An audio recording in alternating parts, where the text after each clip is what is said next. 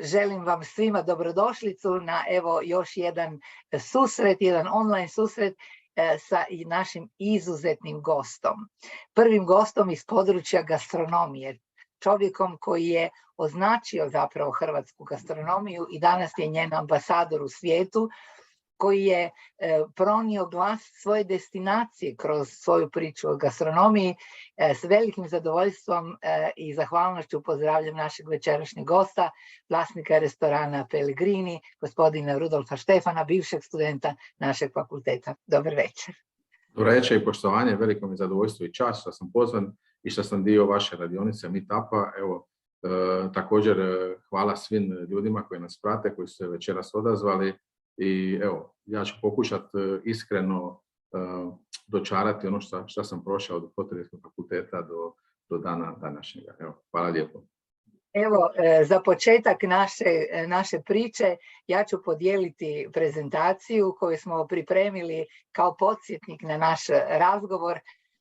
Nazvali smo ovaj meetup više od vrhunske hrvatske gastronomije, zato što gastronomija je u okviru, ajmo reći, jednog restorana. Međutim, ono što ste vi napravili za destinaciju je zaista izuzetno izlazi iz tog okvira.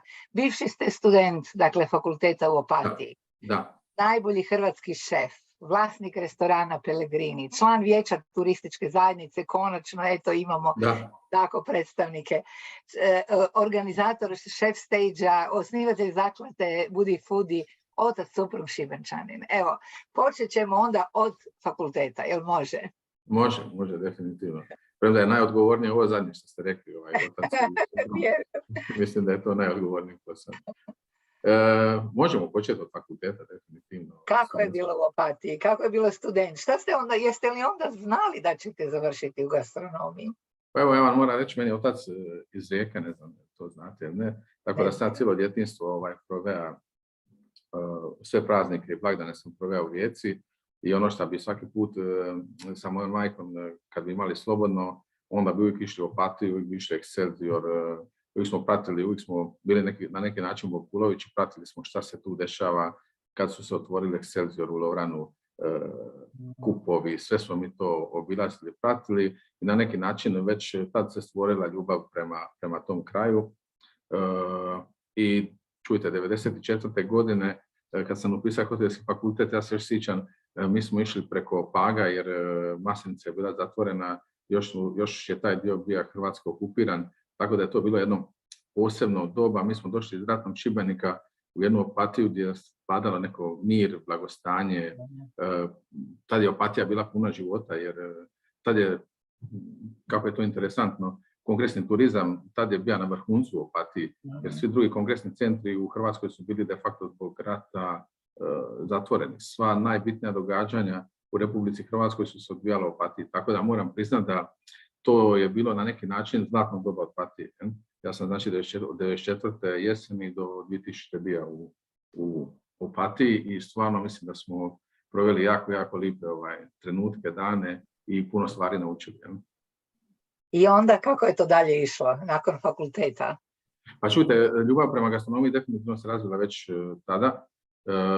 Čujte, ono kako su bili ti studentski budžeti skromni, ja bi uvijek odlomio dobar dio kolača da popratim šta se zbiva u gastronomiji u Istri. Tad je stvarno bio Valsabion popularan, Toklarija i svaki put bi ja to popratio, tako da mogu reći da se već tada stvara neka ljubav prema gastronomiji. Premda ja stvarno nisam nikad očekivao da ću završiti tu gdje jesam. Mislio sam prvo da ću ostati živjeti gore, no međutim nije tako bilo, jer ja se sjećam doba kad sam diplomirao 2000. godine, kad sam se prijavio na pripravnički za Ligurian Riviera hoteli, tad se stvarno jako puno kandidata prijavilo samo na 10 mjesta. Stvarno posla je bila jako malo i na neki način onda sam shvatio da se moram stvarno trgniti i moram se sam boriti za svoju poziciju pod ovim lijepim hrvatskim nebom. Ali kažem, ta 2000. kad sam diplomirao, stvarno mislim da je bila ekonomski jedna od težih godina u našoj domovini. Znači, vi ste diplomirali, niste još imali baš predodžbu gdje ćete u turizmu zapravo krenuti, gdje je zapravo taj... Ja sam u stvari, što se tiče fakulteta, možda što je dobra stvar bila, što sam shvatio vrlo rano da je najbolje sve kolokvirati. Tako da ja bi stvarno vrlo brzo uvjet, da, ja bi sve teže kolegije sam stvarno riješio vrlo brzo. Ima bi uvjet već u 7. mjesecu, tako da nikad nisam imao problem. Tako je bilo i zadnju godinu, 4. godinu sam riješio, ostala sam samo dva ispita, to je bila 98. godina i tad sam ja krenio na Vis. To je prva moja bila poduzetnička avantura i tad sam otvorio taj beach bar na Visu. Na Visu tada stvarno to je bilo čudno doba. Vama je dolazio trajekt onda u 5 popodne. Prve novine ste imali u 5 popodne, samo da dočaran trajekt je tad vozio 3,5-4 sata, nije bilo katamarana. To je stvarno bilo jedno posebno iskustvo. I moram priznat da u stvari to iskustvo mi je dalo čvrstoću i stabilnost za moje poslovanje dalje. Tu sam naučio neke osnove, možda sam naučio nekad reći, u našem biznisu je jako bitno reći ne. Ja to ne mogu. Jer obično kad mi radimo biznis, ne znam, ako me shvaćate, mi svi kažemo da može, napravit ćemo, ali kad vi svima obećavate da možete sve napraviti, onda radite kontra sebe i kontra svoga tima i kontra svoga posla. Morate naučiti nekad reći ne. I to je ono što sam naučio definitivno na Visu. Naučio sam kako se treba postavljati u poslovanju. Naučio sam ono što je jako bitno u našem biznisu, da inkas objekta nije tvoj, nego da je to novac tvrtke. Mislim, to je kad imate 22 godine jako teško da shvatite odmah, ali sam naučio vrlo brzo. I ono što moram stvarno priznat, da hotelski fakultet tada što se tiče kolegija, kao što su statistika, matematika, računovodstvo, controlling, to su neki kolege koji su mi stvarno dali čvrstoću i stabilnost i jako su mi pomogli poslije u poduzetništvu. To stvarno mogu istaknuti po stvarno dobre primjere prakse i sve odluke koje sam donosio u životu, donosio sam na osnovu ekonomskih pokazatelja. Znači, nikad ne bi donio odluku, ne znam, kad trebamo sad napraviti kalkulaciju, onda sam uvijek radio na osnovu ekonomskih pokazatelja. I mislim da me to u stvari i na neki način održalo dugi niz godina na životu. Tako da kažem, stvarno jako bitne stvari, ono što mogu reći za nas tada, gdje smo mi bili u deficitu tada na hotelskom, ja mislim da smo bili jako loši što se tiče kolegija, što se tiče naše branše. Mislim da tu nismo bili dovoljno jaki.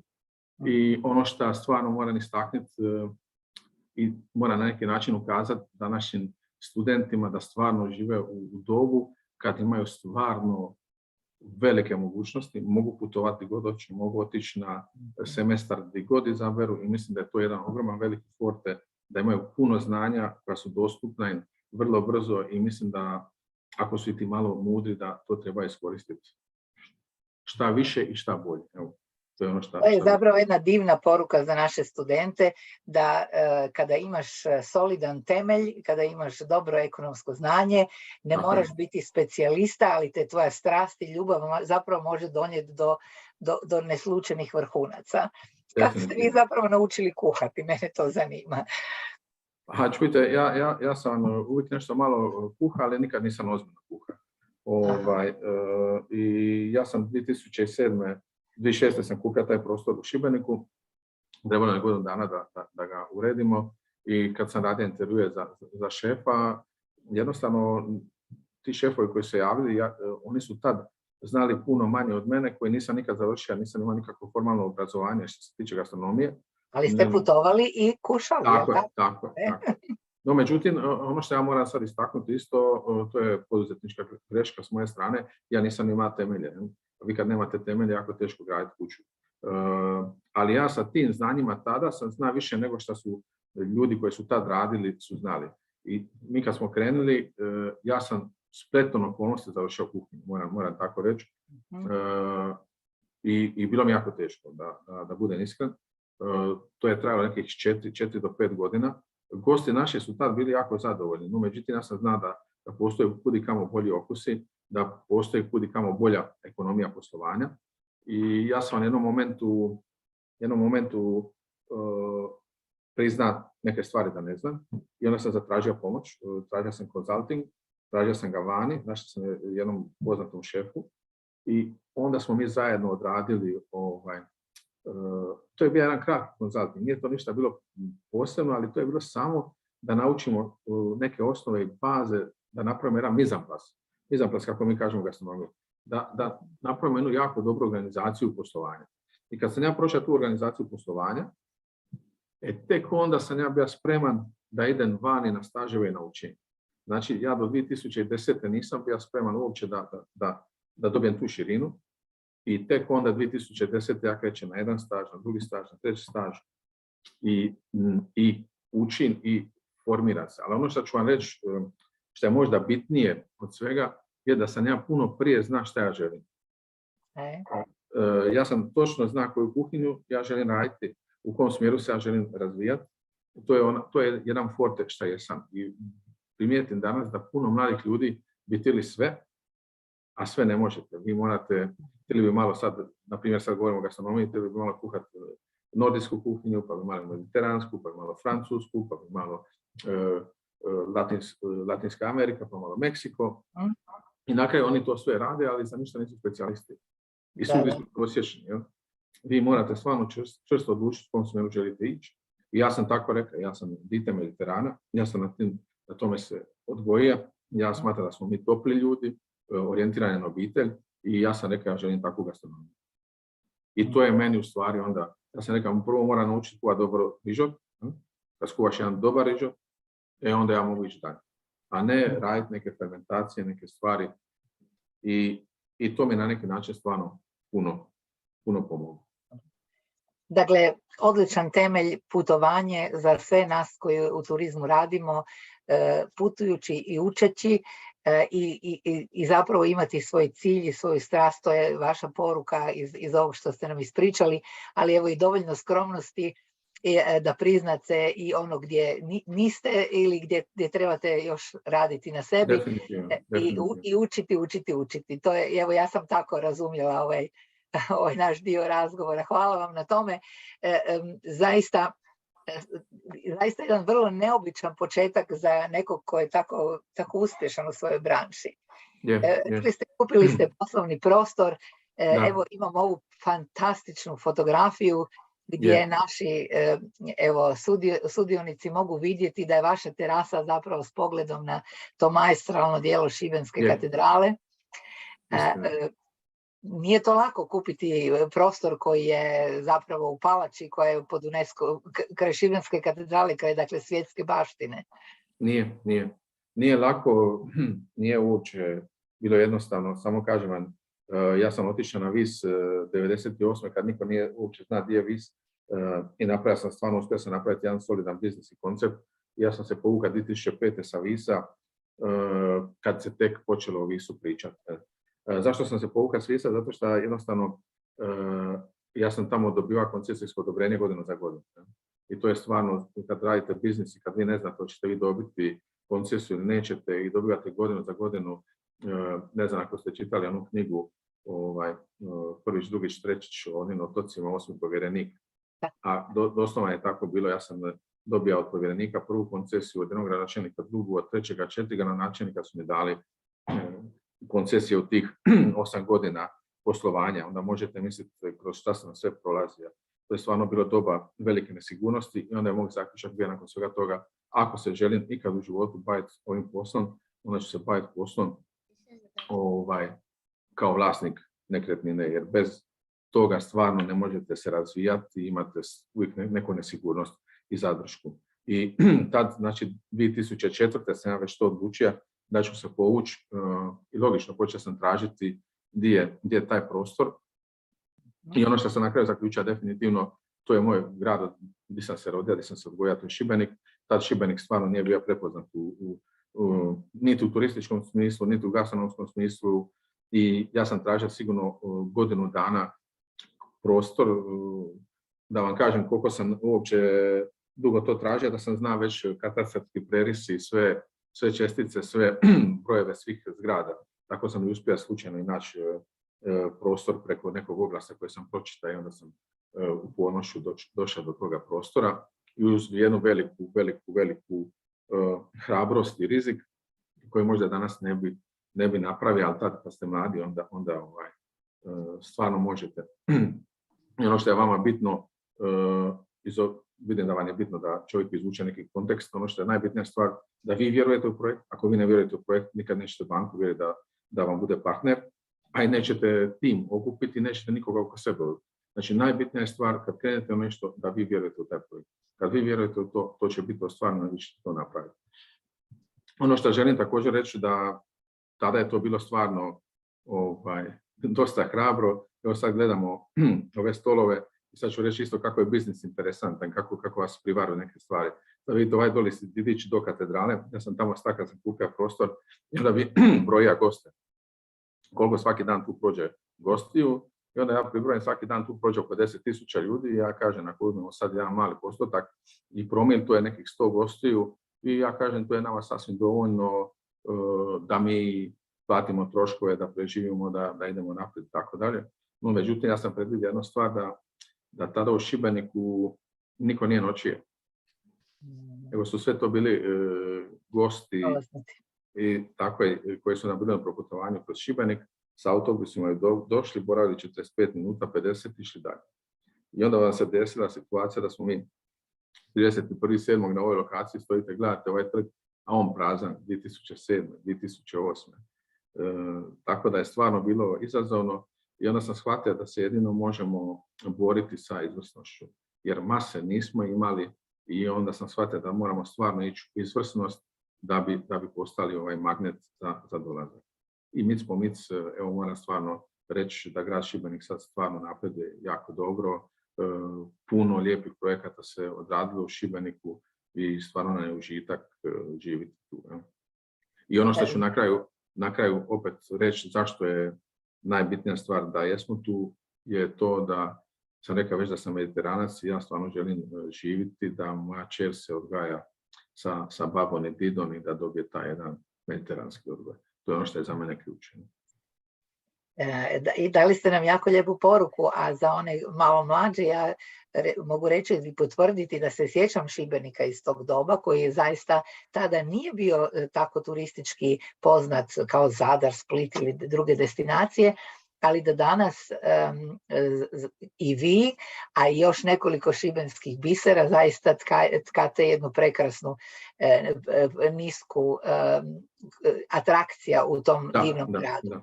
Ali ja vjerujem da ste vi morali puno zapravo kucati na mnogo vrata u destinaciji, otvarati mnoga srca da bi zapravo uspjeli to što ste danas uspjeli napraviti. Pa kažem vam, da vam kažem iskreno, ono što je moja filozofija je da stvarno vodim računa onom što je oko mene i na prag ispred moje kuće. Stvarno ne fokusiram se šta se dešava okolo, nego stvarno pokušam iz onoga maloga što me okružuje izvući najbolje što možemo. I mislim da je to na neki način i pravi put. Mislim da je Šibenik na super putu, super smjeru, ali ja mislim da svi zajedno, mi svi bitni čimbenici u destinaciji moramo još puno raditi da učvrstimo status Šibenika kao jedne male butik destinacije. Mislim da nas čeka još puno posla, ali to je baš onako slatki posao. Na dobrom ste putu. Vi imate samo 8 kvadrata vaše kuhinje, ona je čuvena kao jedan mali šank, god kod vas dođe, misli da je to šanka, to je zapravo kuhinja. Kako ste se vi to organizirali, snašli, dobili te dozvole? Koliko imate danas zaposlenika uopće? Pa čujte, moram vam reći da za dozvole je stvarno bilo teško kad smo kupovali prostor, to je spomenik kulture. I onda kad kupujete, onda morate tražiti pravo prvootkupa od grada, pa pravo prvootkupa od županije, pa onda pravo prvootkupa od Ministarstva kulture i onda tada potpredsjednik Vlade Polenčec mora potpisati da oni odustaju od kupnje. Znači, to je sve jedan proces koji treba stvarno puno da bi došli do toga. A onda, s druge strane, kad smo počeli obnavljati prostor u zgradi gdje mi jesmo, nalazi se i konzervatorski ured. Tako da smo imali svakodnevno nadzore konzervatorske, tako je. I moram vam reći da tada su oni dali naputke koji su me koštali u tadašnje doba oko 30.000 eura više nego što sam planirao. A to je stvarno za moj budžet tad bilo stvarno veliki kapital. To smo stvarno stisnili, odradili. Na kraju je stvarno ispalo fantastično, držali smo se svih njihovih postulata i ono što je sad, dolazimo do toga ključa, taj prostor je od cirka 100 kvadrata i sva naša kuhinja, sva naša jela, sva naša filozofija je u stvari diktirana sa veličinom tog prostora.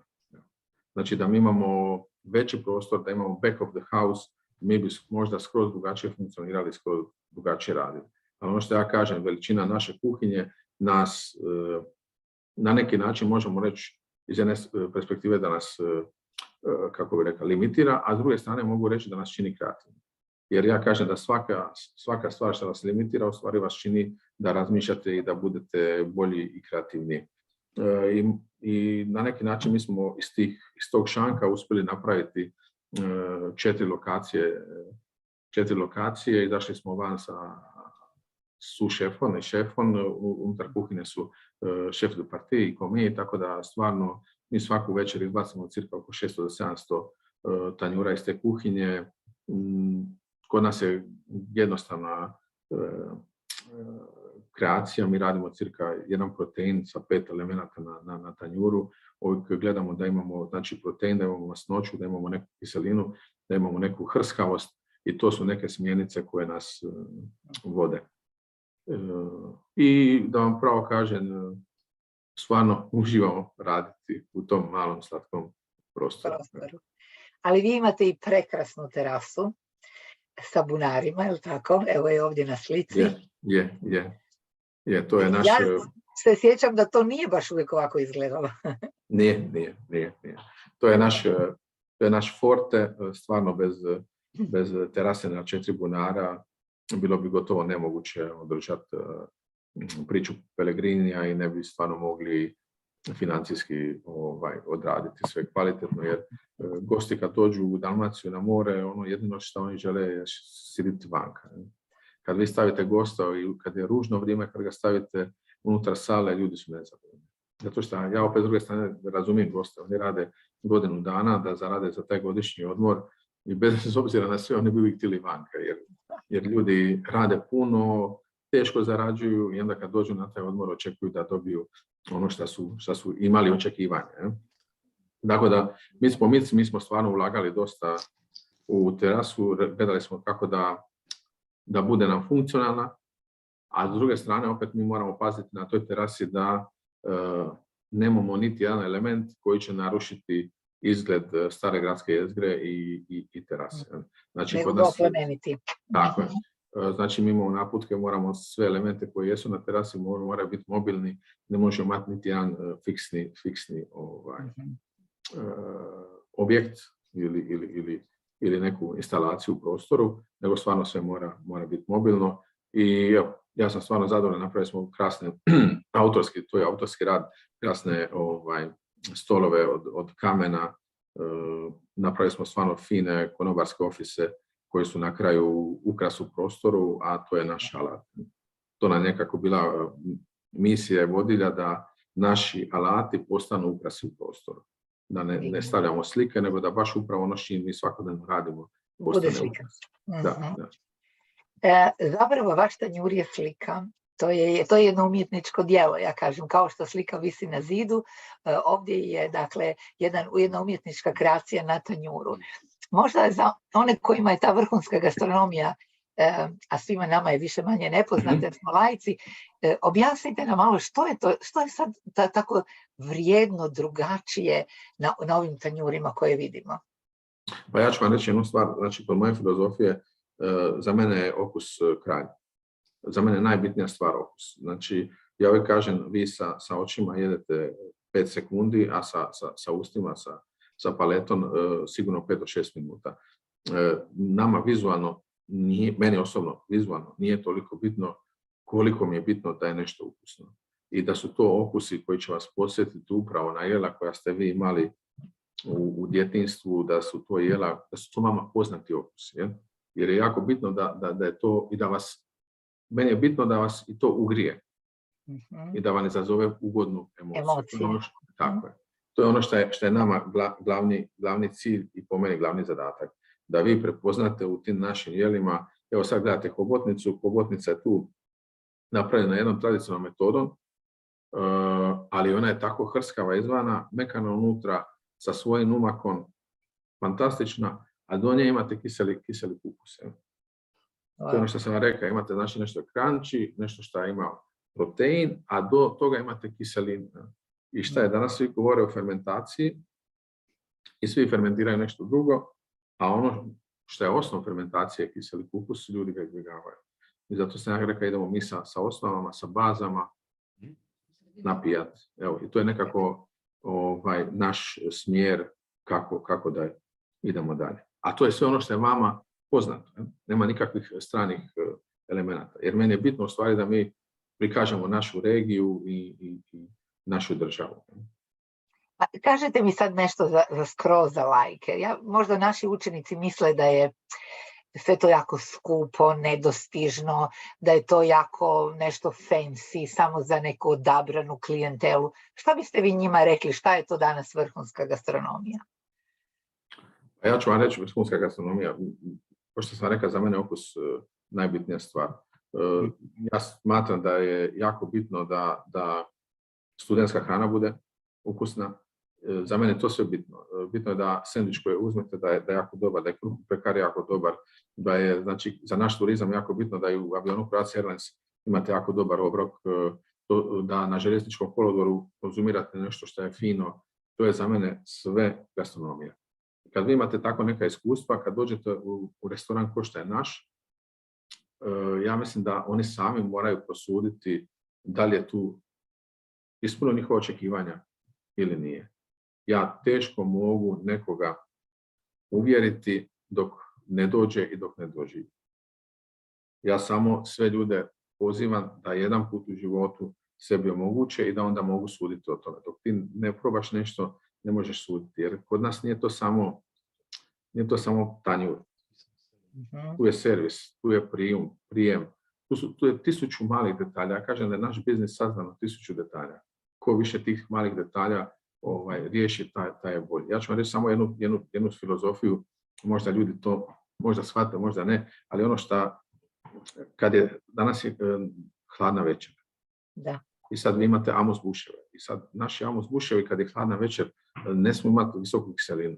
Oni ne smiju biti hladni. Oni moraju biti topli, moraju biti masni, znači moraju imati više masnog ulja, moraju imati više maslaca, da kad vi uđete u našu kuću, da vi dobijete neki topli temeljac koji će vas ugrijati. Automatski ta hrana će vam dati osjećaj ugode. Dakle, ako mogu zaključiti, zapravo danas je gastronomija zapravo vrhunski doživljaj. Uštedite, kao što sebi priuštite izlazak, negdje gdje vam je lijepo i dobro, izađite i uživajte i u okusima, i u mirisima, i u priči, i u ljepoti koju vidite na tanjuru. Jesam li ja to, je li to poruka nam? Je, definitivno. Mislim, teško je, morate nekad odvojiti sredstva, probati i vidjeti. Ono što samo mogu istaknuti, također, mi smo dio udruge i mi radimo jedan put godišnje, 2 tjedna radimo stvarno jako povoljno degustacijski mini jelovnik, tako da studenti mogu to doživjeti i naših članova imaju u Opatiji, imaju u Zagrebu, imaju u Šibeniku, tako da stvarno mi uvijek otvaramo opcije za mlade ljude kad žele nešto probati. Ali ono što je jako bitna stvar, da i oni daju nama nekad priliku. I feedback, da. Tako je, da. Ugostiteljstvo su ljudi, gastronomija su ljudi. Evo vas sa vašim najbližim suradnicima. Danas se mnogo priča o ljudima, danas jako mnogo pričamo o nedostatku radne snage. Nekada pak smo imali nedostatak jer su zapravo zanimanja u ugostiteljstvu bila vrlo neatraktivna. Međutim, danas, pogotovo kad je kuhinja u pitanju, šefovi su postali zvijezde. Da. Kako vi gledate zapravo na cijelu priču oko zapošljavanja, oko rada, oko vrhunskih zapravo stručnjaka u vašem području? Ja ću vam reći otvoreno, mislim da malo tko od nas uopće razmišlja kad krene u smjeru hospitalitija, što to u stvari znači. I ono što, kad dođu mladi ljudi kod mene na razgovor za praksu, ja prvo stvar što im kažem, ja kažem morate samo znati da naš posao kad se svi kupaju, mi radimo. Kad svi slave Božić, Badnjak, Novu godinu, mi radimo. To je prva stvar koju mi moramo razdvojiti i prihvatiti da li smo mi spremni za to ili nismo. Jer ako vi imate uvijek problem sa radom za Novu godinu, a idete u smjeru gastronomije i hoteljerstva, onda nikad u životu nećete biti zadovoljni. I možda ono kad smo razgovarali na početku, kad sam rekao da na hotelskom fakultetu nije bilo toliko stručnih kolegija jakih iz branše, mislim upravo da je to ključ kad neko dođe tu da shvati šta u stvari je hospitality. To znači ugostiti nekoga, to znači biti domaćin. I ono što ja primjećujem danas, posebno kod mladih ljudi, svi smo zaboravili biti domaćini. Svi smo zaboravili ugostiti. Kad si ti domaćin, onda si ti top, ali ti daš sve od sebe šta god možeš. Ja? I s druge strane, radiš to kad drugi se odmaraju. Kad se to nekako prođe i ako vam to nije problem, onda vi možete u našoj branši ostvariti stvarno vrhunsku karijeru, možete napredovati, možete stvarno puno putovati, možete izrasti u vrsnog profesionalca i možete imati dostojanstvo u branši. A ono što mislim da se desilo u prijašnjim godinama, da su donekle naša branša izgubila dostojanstvo. Jer se u stvari smatralo da svako može raditi sve. Kad kažemo nije jednostavno ni voditi domaćinstvo u hotelu, nije jednostavno ni voditi recepciju, nije jednostavno raditi na recepciji, sve su to djelatnosti koje su jako zahtjevne, koje traže stvarno snagu od zaposlenika i na kraju ljubav. Bez ljubavi to ništa ne bi bilo moguće, ni ne bi bilo kvalitetno. Eto, najljepše što možemo jedan drugome dati je zapravo osjećaj, dakle toplina koju dajemo, a kada je ona onda još zajedno sa vrhunskim proizvodom, onda smo zaista stvorili neku novu vrijednost koju naš gost osjeti, a jedno bez druga, evo kao što ste sami rekli, ne ide. Ne ide, sigurno. Eto, vrlo često ljudi koji se profesionalno bave jednom vrstom djelatnošću ostanu cijeli život u tome, a vi ste zapravo napravili i neke vrhunske iskorake u vašoj branši i na neki način sav tu vašu pozitivnu energiju, filozofiju iza Pellegrinija zapravo proširili i donijeli i Hrvatskoj destinaciji jedno mjesto na gastronomskoj karti Europe koje je danas već prepoznato. Osnovali ste Chef Stage. Što je Chef Stage? Evo, ispričajte nam malo. Pa reću vam ukratko. Prvo je osnovno, znate kad sam rekao da volim samo gledati ono što je ispred mene, ispred moje kuće i da volim to držati najbolje što mogu, tako je nastao taj Chef Stage. Ja sam bio na jednom putovanju u Varšavi i mislim da je bio sam Pellegrino takmičenje mladih šefova i sad stoji jedna mlada dama koja je novinarka 2 časopisa koji pišu o luksuznim proizvodima, luksuznim putovanjima i finoj gastronomiji iz Mađarske i ona mene pita odakle sam, ja kažem iz Hrvatske i sad ona kaže, nikad nisam bila u Hrvatskoj, a ona se bavi sa luksuznim proizvodima, pa mi je čudno kako ona nije bila u Hrvatskoj, a kaže ona mene, znate, to ona, da znam ja vaša domovina je zemlja gdje odlaze naši ljudi sa djecom na odmore. I onda kad sam ja shvatila kakvu percepciju u stvari mladi ljudi imaju o našoj domovini, o našem turizmu, o našoj gastronomiji, to je samo jedan primjer, znači to se desilo, učestalo, dešavalo mi se to puno puta. Onda sam rekao, stvarno moramo nešto poduzeti. Ako ja želim nešto promijeniti u mom životu, ja moram sam poduzeti nešto. I to je razlog zbog čega smo pokrenuli Chef Stage. Jedan od razloga je također bio, ja sam 2018. rekao, ako nešto značajnije ne promijenimo u našim odnosima, u našoj organizaciji rada, ako ne vratimo dostojanstvo zaposlenicima, da ćemo ostati bez radne snage. 2022.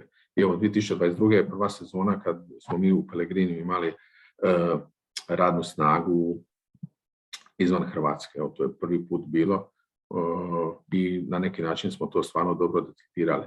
I na taj način, imali smo postulata, 5 manifesta zašto smo napravili ovaj chef stage, ali definitivno jedan od razloga je bio da tu našu Hrvatsku, koju ja uvijek zovem da smo mi kao jedan butik hotel, da prezentiramo u najboljem svjetlu na karti svijeta, na gastronomskoj karti svijeta.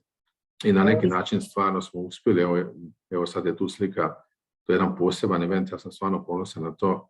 Mi smo organizirali 2 večeri u Hrvatskom narodnom kazalištu u Šibeniku, to je nešto bilo nevjerovatno posebno, iziskivali stvarno jednu iznimnu energiju.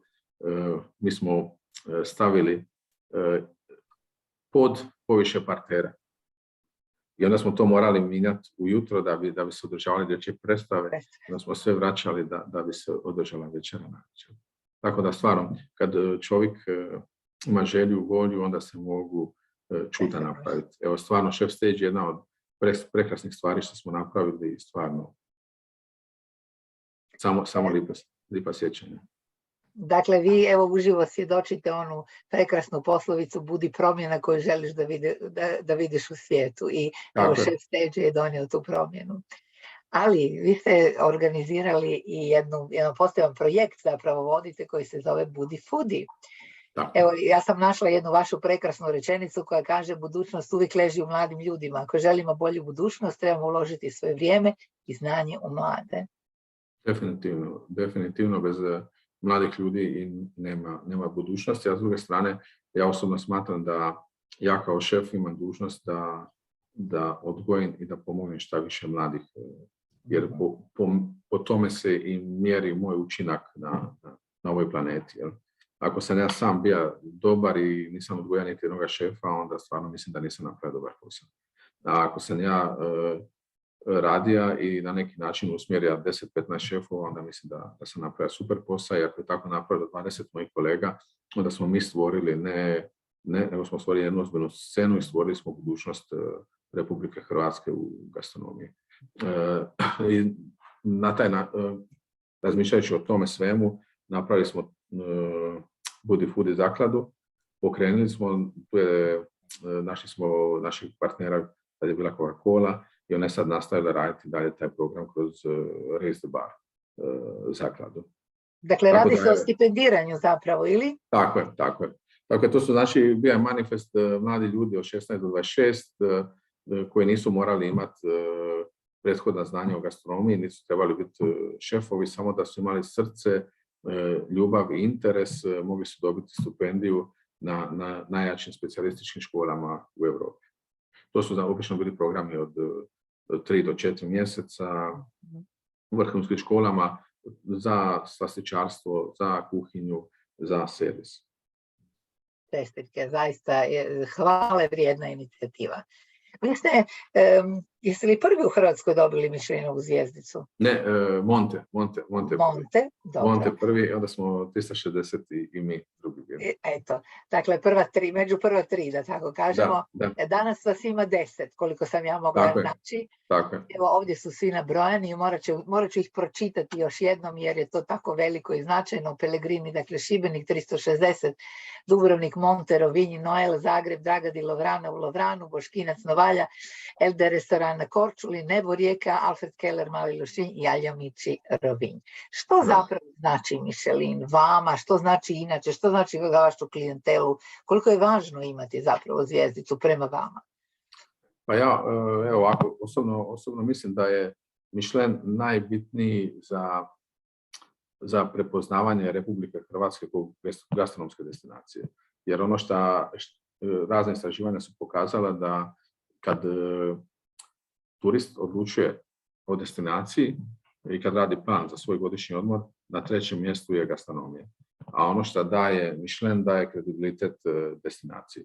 Ako imate Michelin guide unutar destinacije, onda je to stvarno korak naprijed i ja mislim da on donosi prevagu za odabir destinacije. I mislim da je u tom segmentu Michelin vodič najviše pomaga Republici Hrvatskoj, a tako i svima nama. Gastronomija nije sama sebi priča koja tu počinje i završava, ona je zapravo rekli ste, evo, ključno utiče na destinaciju. Međutim, rekla bih još i šire, na lokalnu proizvodnju i priča vrhunske gastronomije uvijek priča lokalne proizvodnje i lokalnih namirnica. Kako vi tu vidite zapravo tu spregu i stvar? Koliko mislite da naši restorani danas zapravo se vraćaju lokalnim izvorima? Pa, svak se vraća onoliko koliko može. Ali s druge strane moramo opet biti svjesni jedne činjenice, a to je sezonalnost. Da budemo iskreni i transparentni. Mi imamo sezonalnost, naš najveći pik je kad u stvari nema ničega. Imate najveći pik sezone kad je more najtoplije, kad riba odlazi u dubinu, a s druge strane naš gost kad dolazi u Republiku Hrvatsku, vidi Michelin vodič, vidi sve, on očekuje svježu ribu, očekuje najbolju namirnicu za njih. I po meni je tu jedan nesrazmjer na kojem mi moramo stvarno raditi. Vi ste imali 2021. je bio dosta hladan svibanj i rezultat toga je bio da je de facto sva vegetacija kasnila i da ste vi tek krajem 8. mjeseca imali vrhunsku domaću namirnicu, pomidoru, krastavac, papriku, a sve do tad je bila staklenička roba. Mislim, nekad uz svu našu želju i volju ne možemo protiv prirode, a opet svi očekuju najbolje. Zato ja kažem da mi moramo stvari iz te situacije izvući nešto što je najbolje, a to je da koristimo tehnike koje smo koristili u povijesti, jer u povijesti se uvijek koristilo kiseljenje, soljenje, razne metode kako sačuvati takve namirnice. Mislim da se moramo malo vratiti u tome da bi dali najbolji proizvod našem gostu. Jer samo, evo, jedan primjer, to uvijek spominjem, imate temperaturu mora. More u 8. mjesecu ima 27 stupnjeva. Sad vi kad izvadite ribu sa 27 stupnjeva, ona ima još neki rad, neko trenje, dok je sa tunje izvučete van, ona je već na 30. Kad je stavite na kuvertu broda, ona je 40 stupnjeva, već riba se kuha. Razumite, vi već tada kao svježa riba, u stvari nije svježa riba, nego je fiši riba.